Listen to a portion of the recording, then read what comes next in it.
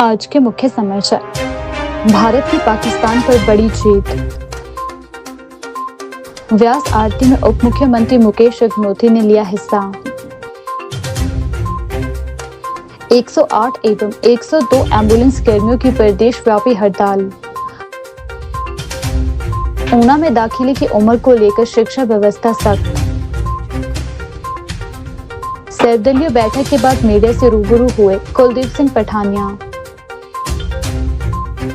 CM Sukhu का भाजपा पर तीखा प्रहार। विधानसभा सत्र को लेकर भ्रम की स्थिति, जयराम ठाकुर। अंतर्राष्ट्रीय शिवरात्रि महोत्सव का भव्य आगाज। अब समाचार विस्तार से।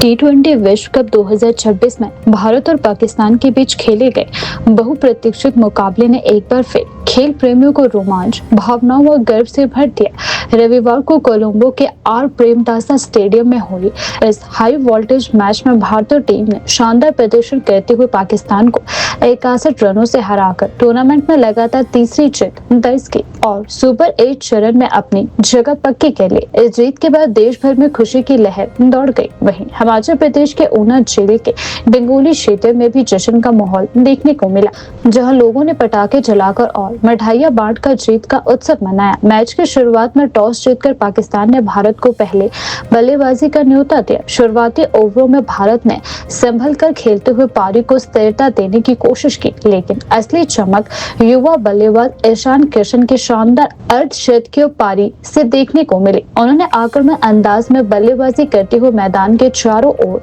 चौके छक्कों की बरसात कर दी। उनकी पारी से न सिर्फ टीम के स्कोर को मजबूत आधार मिला, बल्कि विपक्षी गेंदबाजी पर भी लगातार दबाव बनता गया। निर्धारित 20 ओवरों में भारतीय टीम ने 7 विकेट के नुकसान पर 175 रन बनाए। हर चौके और छक्के के साथ स्टेडियम में मौजूद भारतीय समर्थकों का उत्साह चरम पर पहुंचता गया। किशन के अलावा मध्य क्रम के बल्लेबाजों ने भी उपयोगी योगदान देकर टीम को चुनौतीपूर्ण स्कोर तक पहुंचाया। लक्ष्य का पीछा करने उतरी पाकिस्तान की टीम शुरुआत से ही भारतीय गेंदबाजों के सामने संघर्ष करती नजर आई। नियमित अंतराल पर विकेट गिरते रहे, जिससे टीम दबाव में आती रही। भारतीय गेंदबाजों के सामूहिक प्रदर्शन ने विपक्षी टीम की रन गति पर पूरी तरह से अंकुश लगा दिया। अंततः पाकिस्तान की पूरी टीम लक्ष्य से काफी दूर रह गई और भारत ने 61 रनों की प्रभावशाली जीत हासिल कर दी। मैच खत्म होते ही खिलाड़ियों और समर्थकों के बीच उत्साह का माहौल देखने को मिला। देश के कई हिस्सों में लोग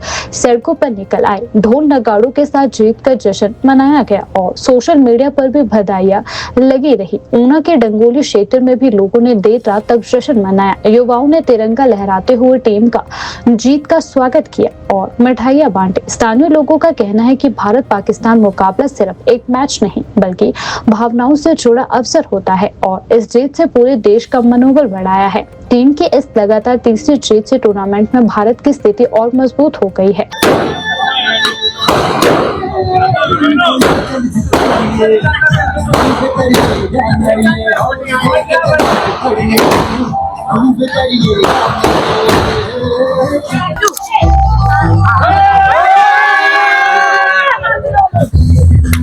कुछ करिए नस नस मेरी खोले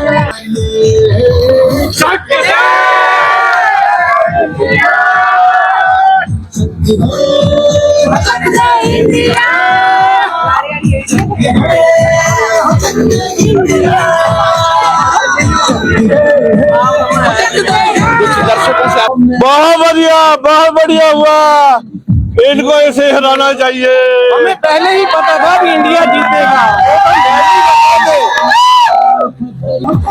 India India India India India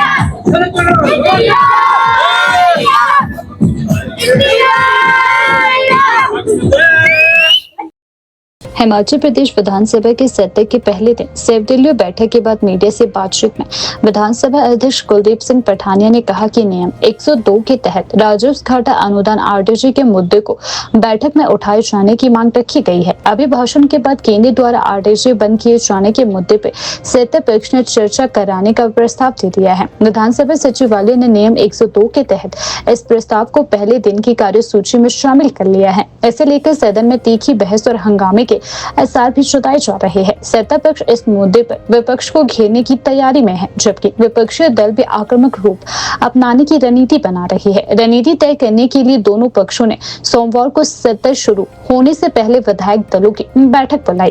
टकराव की स्थिति को कम करने के उद्देश्य से विधानसभा अध्यक्ष ने सत्र प्रारंभ होने से पहले सर्वदलीय बैठक आयोजित की, ताकि कार्यवाही सुचारू रूप से चल सके। यह सत्र 14वें विधान सत्र का 11वां सत्र और वर्तमान सरकार का चौथा बजट सत्र है।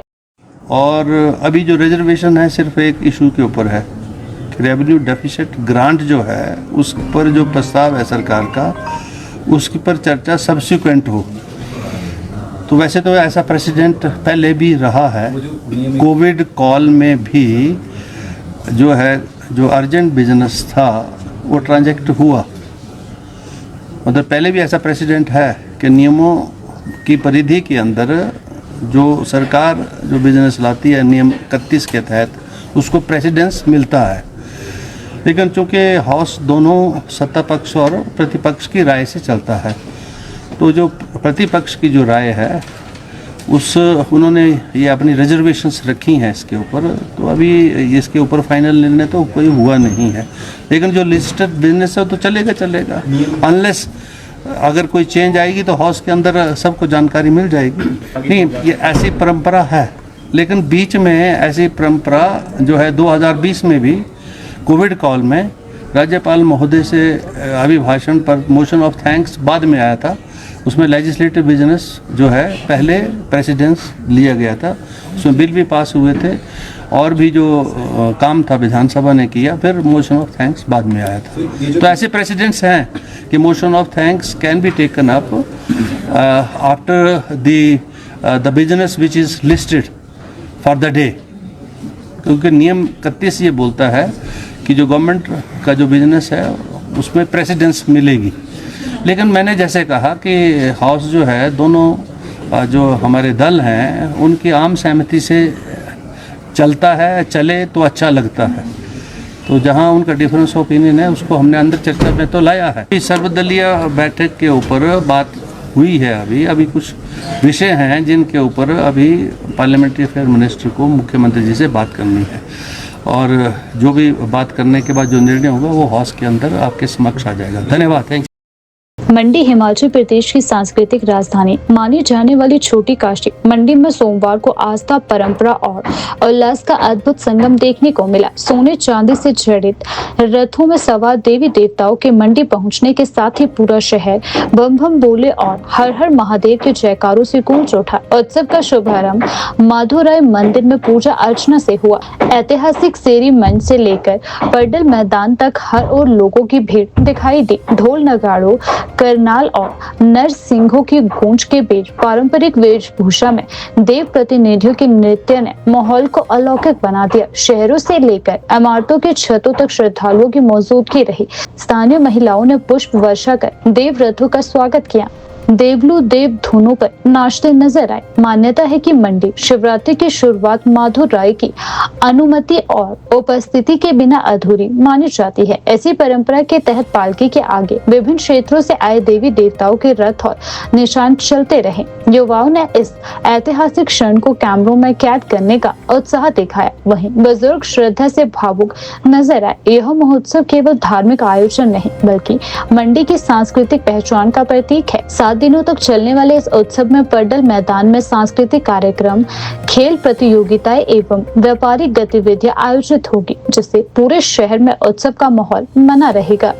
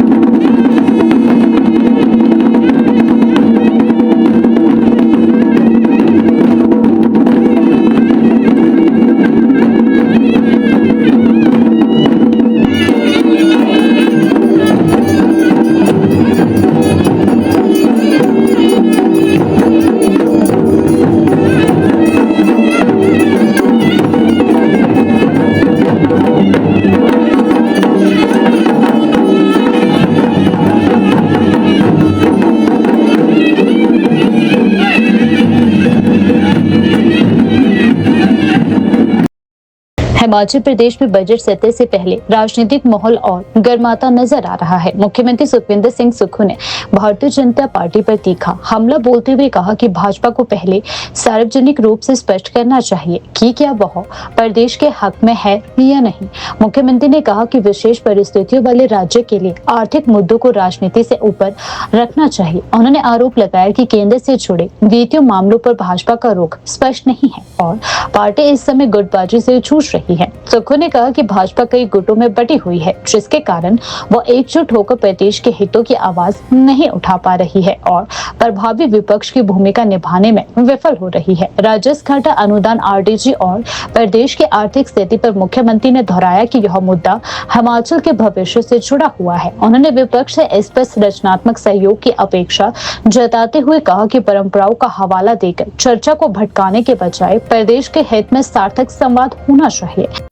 और इस विशेष सत्र का मुख्य उद्देश्य जो है हिमाचल के लोगों के अधिकार से संबंधित है। मैंने कई बार कहा, भारतीय जनता पार्टी को हमने सर्वदलीय बैठक में भी बुलाया। सर्वदलीय बैठक में बुलाने के बाद जिसमें सीपीएम के लोग थे, आम आदमी पार्टी के लोग थे, बीएसपी के लोग थे, भारतीय जनता पार्टी के प्रदेशाध्यक्ष अपनी बात कहने के बाद उठकर चले गए। जयराम ठाकुर जी को बिठाने की हमने प्रयास किया।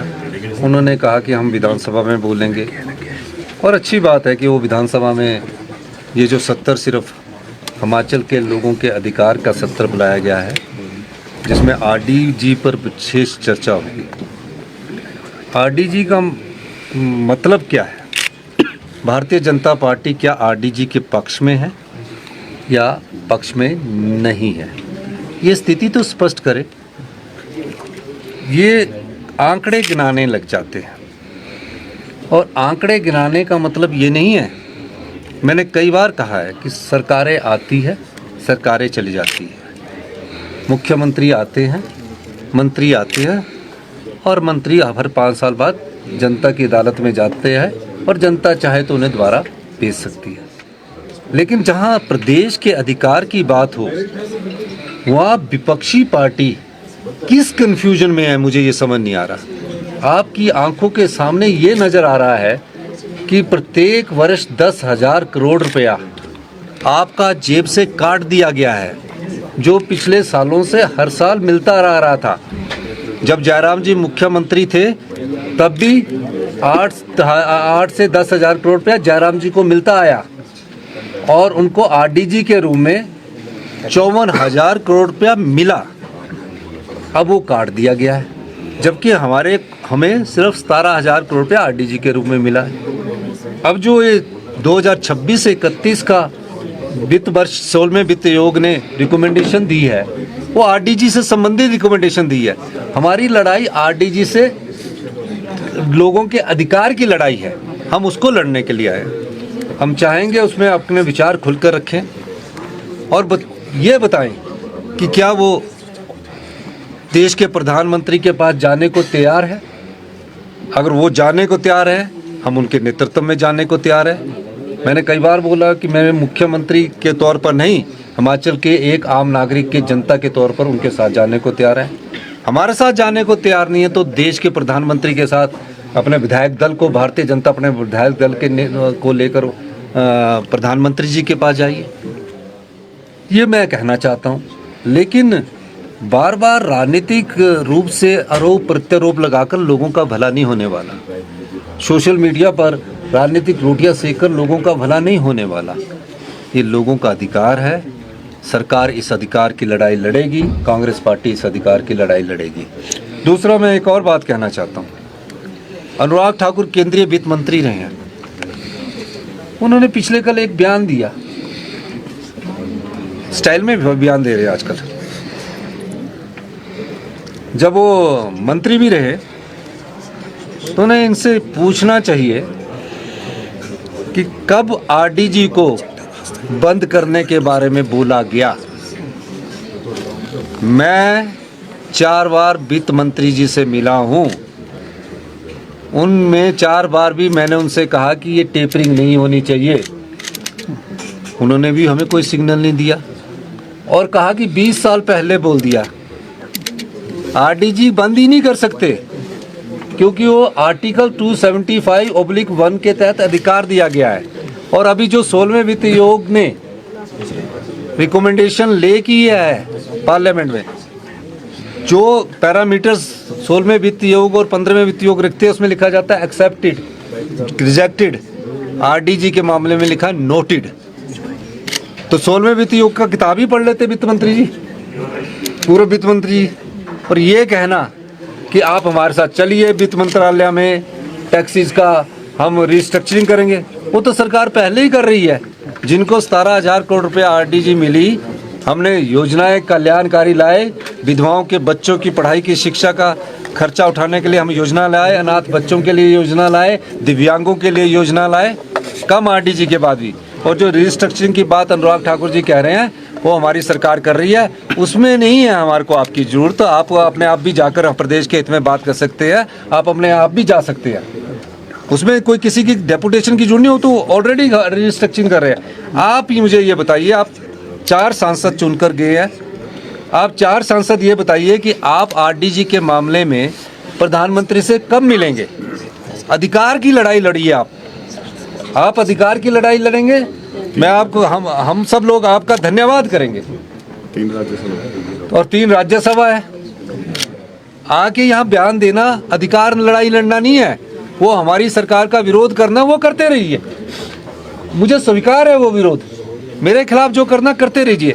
आप 7 सांसद जाके प्रधानमंत्री जी से मिलिए कि 1952 चीज से जो अधिकार हिमाचल की जनता को मिला है उसे मत छीनिए, ये मैं कहना चाहता हूँ। इसलिए मैंने हमारा ये आरडीजी के लिए पहली बार ये विशेष सत्र हो रहा है और ये लोगों के अधिकार की लड़ाई है और गरीब आदमी के अधिकार की लड़ाई है, किसान की लड़ाई है, युवाओं के रोजगार की लड़ाई है। ये किस पार्टी की लड़ाई नहीं है, ये सरकार की लड़ाई नहीं है। उनको चुनकर भेजा है, उनकी भारतीय जनता पार्टी की केंद्र में सरकार है, अगर वो जाएंगे तो इसका फायदा हिमाचल प्रदेश के लोगों को होगा, मैं ये कहना चाहता हूँ। हिमाचल प्रदेश की धार्मिक नगरी मंडी, जिसे छोटी काशी के नाम से भी जाना जाता है, वहीं बीते कल पंचवक्त महादेव मंदिर दिव्य व्यास आरती के लिए उप मुख्यमंत्री मुकेश अग्निहोत्री पहुंचे। मंदिर में आयोजित दिव्य व्यास आरती का अलौकिक दृश्य श्रद्धालुओं के लिए गहन आध्यात्मिक अनुभव बन चुका है। मंदिर परिसर में मंत्र उच्चारण, दीपों की जगमगाती ज्योति और भक्तों की अटूट श्रद्धा से सुसज्जित और भव्य आयोजन देर शाम तक आस्था और भक्ति का केंद्र बना रहा। इस विशेष अवसर पर प्रदेश के उप मुख्यमंत्री मुकेश अग्निहोत्री उपस्थित रहे और उन्होंने आरती में भाग लेकर प्रदेश वासियों की सुख समृद्धि और शांति की कामना की। उनके आगमन पर मंदिर प्रशासन और स्थानीय श्रद्धालुओं ने उनका स्वागत किया। उन्होंने कहा कि हिमाचल की धार्मिक परंपराएं और आध्यात्मिक धरोहर प्रदेश की सांस्कृतिक पहचान को मजबूत करती है और इस प्रकार के आयोजन समाज में सकारात्मक ऊर्जा का संचार करते हैं। व्यास आरती के दौरान मंदिर परिसर में वैदिक मंत्रों का उच्चारण गूंजता रहा। घंटियों की ध्वनि और शंखनाद के बीच जब सैकड़ों दीपक एक साथ प्रज्वलित हुए तो पूरा वातावरण भक्ति में प्रकाश से अलौकित हो उठा। आरती की लयबद्ध धुन और श्रद्धालुओं की सामूहिक जयघोष हर हर महादेव पूरे क्षेत्र में आध्यात्मिक ऊर्जा का संचार कर रहा था। भक्तों ने भगवान शिव के दर्शन कर आशीर्वाद प्राप्त किया और परिवार के सुख समृद्धि की कामना की। मंदिर प्रशासन और आयोजन समिति ने आरती के सफल आयोजन के लिए विशेष व्यवस्थाएं की थी। श्रद्धालुओं की सुविधा के लिए सुरक्षा और व्यवस्था के पुख्ता इंतजाम किए गए थे। साफ सफाई, प्रकाश व्यवस्था और भीड़ नियंत्रण के लिए स्वयं सेवकों की टीम सक्रिय रही, जिससे कार्यक्रम शांतिपूर्ण और सुव्यवस्थित ढंग से संपन्न हो सका। उप मुख्यमंत्री मुकेश अग्निहोत्री ने इस अवसर पर कहा कि हिमाचल प्रदेश में धार्मिक पर्यटन की अपार संभावनाएं हैं और सरकार मंदिरों और धार्मिक स्थलों के विकास के लिए प्रतिबद्ध है। उन्होंने विश्वास व्यक्त किया कि ऐसे आयोजन न केवल आस्था को मजबूत करते हैं बल्कि पर्यटन और स्थानीय अर्थव्यवस्था को भी प्रोत्साहन देते हैं। आरती के समापन पर प्रसाद वितरण किया गया और श्रद्धालुओं ने इसे जीवन का अविश्वसनीय अनुभव बताया। अनेक लोगों ने कहा कि दीपों की रानी, मंत्र उच्चारण और भक्ति के वातावरण ने मन को शांति और संतोष से भर दिया है। छोटी काशी मंडी में आयोजित यह दिव्य व्यास आरती एक बार फिर साबित कर रही है कि आस्था और संस्कृति का संगम समाज में आध्यात्मिक ऊर्जा का संचार करता है। तन सुंदर शिव सबके स्वामी, अविकारी अविनाशी अज अंतरयामी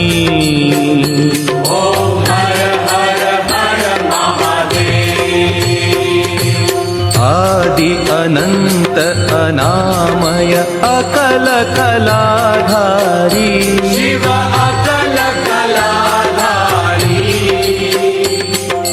अमल अरूप अगोचर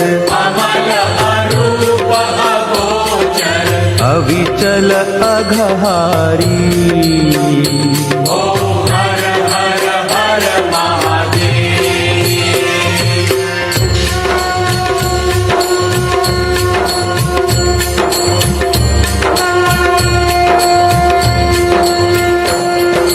ब्रह्मा विष्णु महेश्वर तुम त्रिमूर्तिधारी शिव तुम त्रिमूर्तिधारी कर्ता भर्ता धर्ता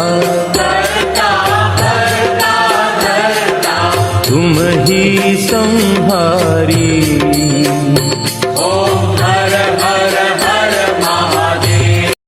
जिला ऊना में नर्सरी कक्षा में दाखिले की उम्र को लेकर शिक्षा विभाग ने सख्त रुख अपनाते हुए सभी सरकारी और निजी स्कूलों के लिए स्पष्ट दिशा निर्देश जारी किए हैं। विभाग ने साफ शब्दों में कहा है कि 3 वर्ष से कम उम्र के किसी भी बच्चे का नर्सरी कक्षा में दाखिला स्वीकार नहीं किया जाएगा। नियमों की अनदेखी करने वाले स्कूलों के खिलाफ कड़ी कार्यवाही अमल में लाई जाएगी। शिक्षा विभाग द्वारा जारी निर्देशों के अनुसार राज्य सरकार की ओर से निर्धारित निधि के तहत नर्सरी कक्षा में प्रवेश के लिए बच्चे की न्यूनतम आयु 3 वर्ष पूर्ण होना अनिवार्य है।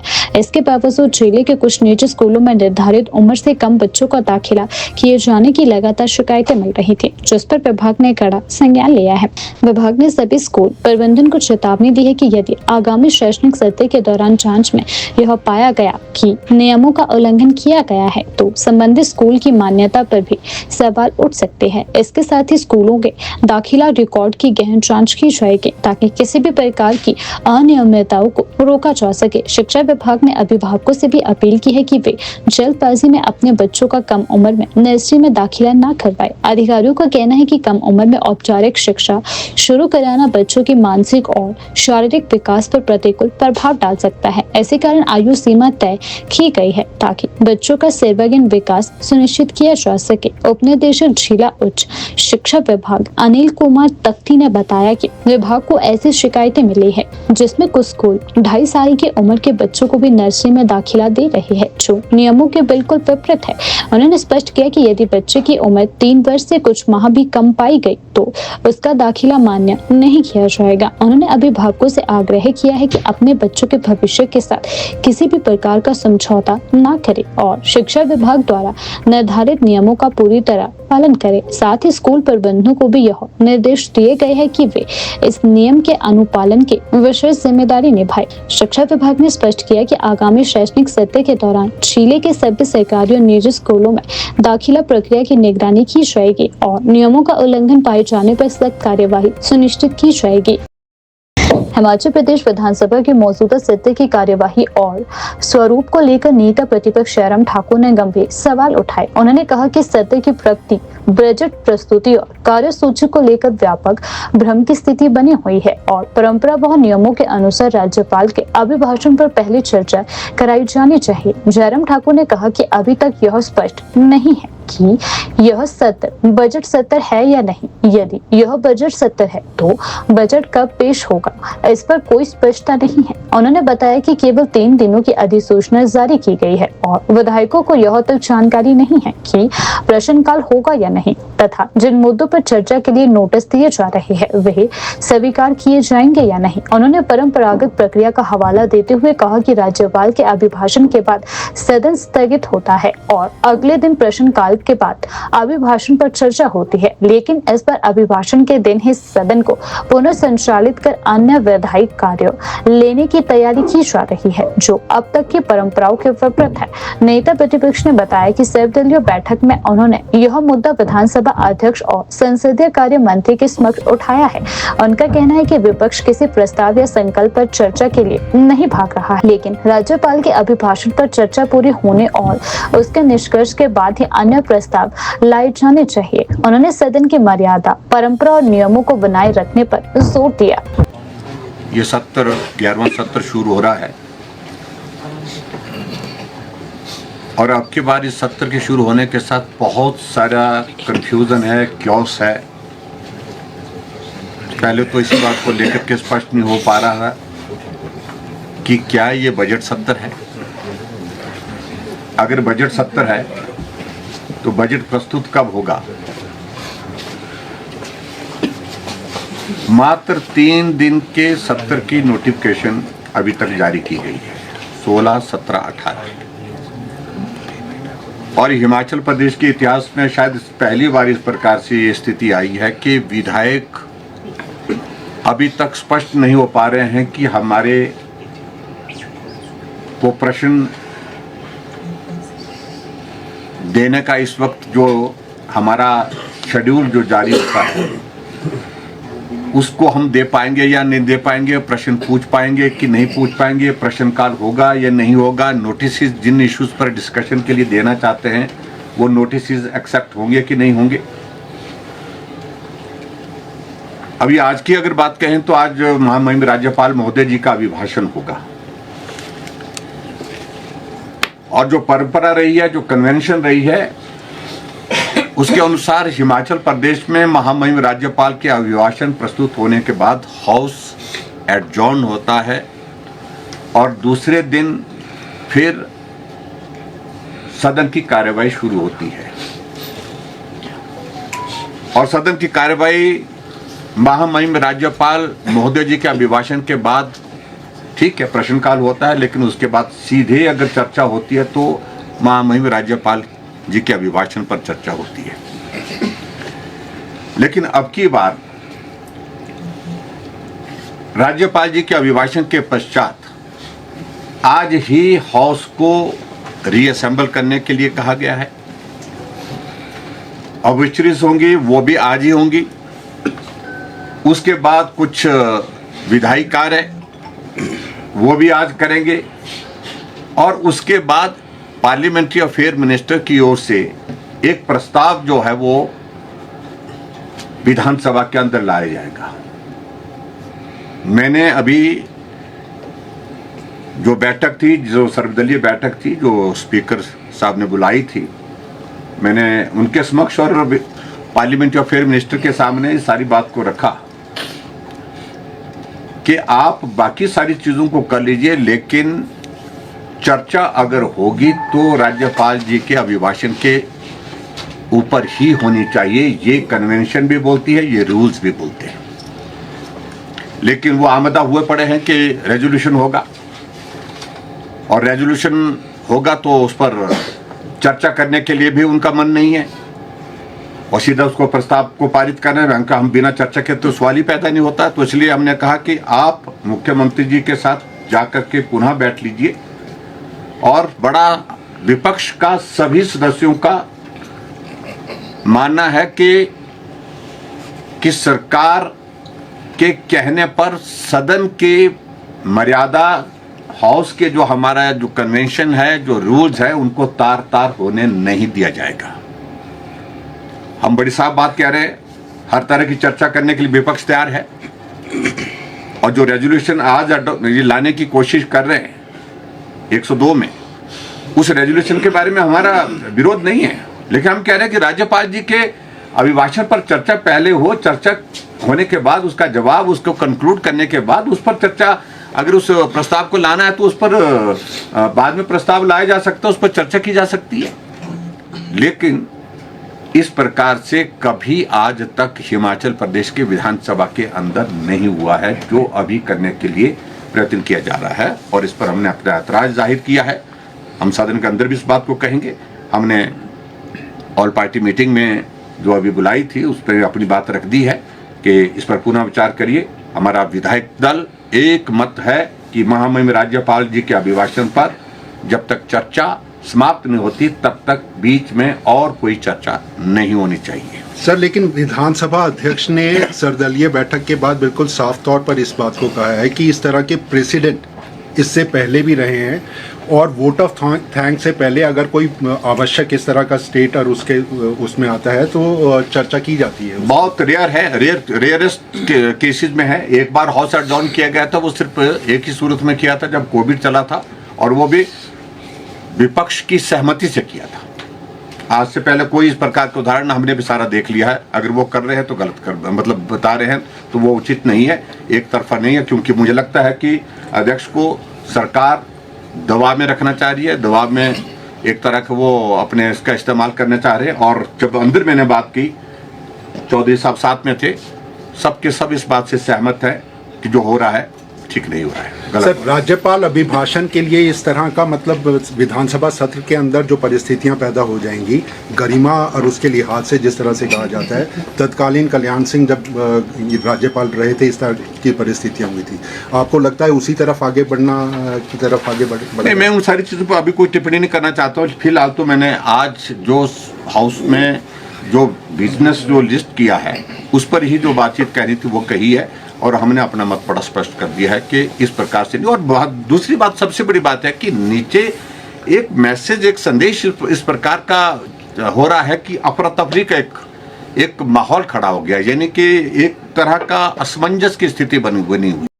हिमाचल प्रदेश में एम्बुलेंस कर्मचारियों की हड़ताल के चलते आपातकालीन स्वास्थ्य सेवाएं प्रभावित रही, जिससे आम लोगों को भारी परेशानियों का सामना करना पड़ा। लंबे समय से अपनी मांगों को लेकर कर्मचारी प्रबंधन और सरकार से गुहार लगा रही है, लेकिन अब तक कोई ठोस समाधान नहीं निकल पाया है। इसी क्रम में राज्य भर के कर्मचारियों ने नेशनल हेल्थ मिशन के प्रबंध निदेशक MD कार्यालय कसुम्पटी स्थित शिमला में विशाल राज्य स्तरीय प्रदर्शन किया। यह प्रदर्शन मजदूर संगठन Centre of India Trade Union CITU के बैनर तले आयोजित किया गया, जिसमें हिमाचल प्रदेश के विभिन्न जिलों से आए कर्मचारियों ने भाग लिया। प्रदर्शन के दौरान कर्मचारियों में भारी रोष भी देखने को मिला। उन्होंने कहा कि उनकी मांगों को लगातार नजरअंदाज किया जा रहा है। प्रदर्शन कर रहे कर्मचारियों का आरोप है कि उनसे लगातार 12-12 घंटे की ड्यूटी ली जा रही है, लेकिन उन्हें नियमानुसार भुगतान नहीं किया जा रहा है। उनका कहना है कि न्यूनतम वेतन और अन्य भत्तों को लेकर भी कई बार ज्ञापन दिए गए, लेकिन प्रशासन द्वारा कोई ठोस कार्यवाही नहीं की गई। कर्मचारियों ने यह भी आरोप लगाया कि लंबे समय से वेतन संबंधी मुद्दों और सेवा शर्तों में सुधार को लेकर संवाद का अभाव है, जिससे उनमें असंतोष बढ़ता जा रहा है। प्रदर्शन में शामिल ऊना से आए कर्मचारी शिवेंद्र कुमार ने कहा कि एम्बुलेंस कर्मचारियों के न्यूनतम वेतन को बढ़ाकर लागू किया जाना चाहिए। साथ ही वेतन से जुड़े अन्य लंबित मामलों को भी जल्द पूरा करने की मांग उठाई गई है। उनका कहना है कि कर्मचारी दिन रात लोगों की सेवा में छुटे रहते हैं, लेकिन उनके साथ अन्याय हो रहा है। कसुम्पटी स्थित MD कार्यालय के बाहर धरना प्रदर्शन 5वें दिन में प्रवेश कर गया। प्रदर्शनकारियों ने चेतावनी दी कि यदि उनकी मांगों को जल्द से जल्द नहीं सुना गया तो आंदोलन को और तेज किया जाएगा। सरकार होश में आओ, सरकार होश में आओ, ठेकेदारी प्रथा नहीं चलेगी, ठेकेदारी प्रथा नहीं चलेगी, वोट के ऑर्डर, वोट के ऑर्डर,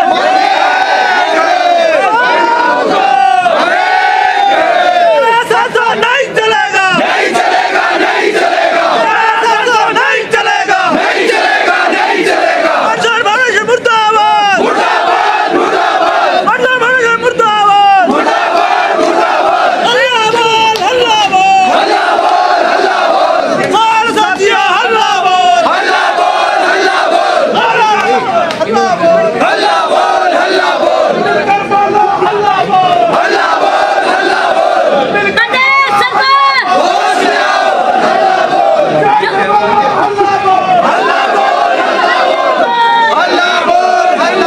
मैं शिवेंद्र कुमार शर्मा एज EMT मैक्सवान फाउंडेशन में कार्यरत हूँ डिस्ट्रिक्ट ऊना में। आज जो हमारा शिमला में प्रदर्शन है, ये ऑल हिमाचल के डिस्ट्रिक्ट के एम्प्लॉयज़ यहाँ पे पहुँचे हुए हैं। हमारा काफ़ी समय से शोषण हो रहा है। हमारी जो सैलरी न्यूनतम बनती है हाई कोर्ट के द्वारा पारित है, उसको अभी तक लागू नहीं किया गया है। और हमने विभिन्न माध्यमों से बार हड़ताल के माध्यम से सरकार को भी जताया है, कंपनी प्रशासन को भी जताया है, लेकिन आज तक हमारी मांगों को पूरा नहीं किया गया है, जिसके फलस्वरूप हमारे को आज यहाँ पे MD&HM ऑफिस के बाहर धरना देना पड़ा है। हमारी अब सरकार से यही गुजारिश है कि हमारी मांगों को जल्दी से जल्दी पूरा किया जाए। हमारी वेतन संबंधी मांग है और काफ़ी समय से हमारे कुछ लंबित और मांगे हैं, उनको भी पूरा किया जाए। आप जिसके लिए यहाँ वेतन संबंधी है। और दूसरा जो मुद्दा है, जो हमारी स्ट्राइक के दौरान कर्मचारियों को प्रताड़ित किया जाता है, ट्रांसफ़र की गई है, उनको टर्मिनेट किया गया, उनको तुरंत बहाल किया जाए और एज इट इज़ उनको वहीं पे रहने दिया जाए जैसे थे। यही हम चाहते हैं, नहीं तो हम तब तक नहीं जाएंगे जब तक हमारे साथी अंदर नहीं आते और जो वेतन संबंधी मांगे हैं उनको पूरा नहीं किया जाता। आज यहाँ पे कम से 900 से 1000 के करीब यहाँ पे कर्मचारी पहुँचा हुआ है आज हिमाचल से। पहले भी हमने हड़तालें की, उपायुक्त को ज्ञापन सौंपे, उस पर कोई सुनवाई आज तक नहीं हुई है, ना हमारे साथ कोई बातचीत हुई है। कंपनी प्रशासन ने आज तक हमारे को धर्मपुर ऑफिस में नहीं बुलाया है, ना MD&HM ने हमारे को बुलाया।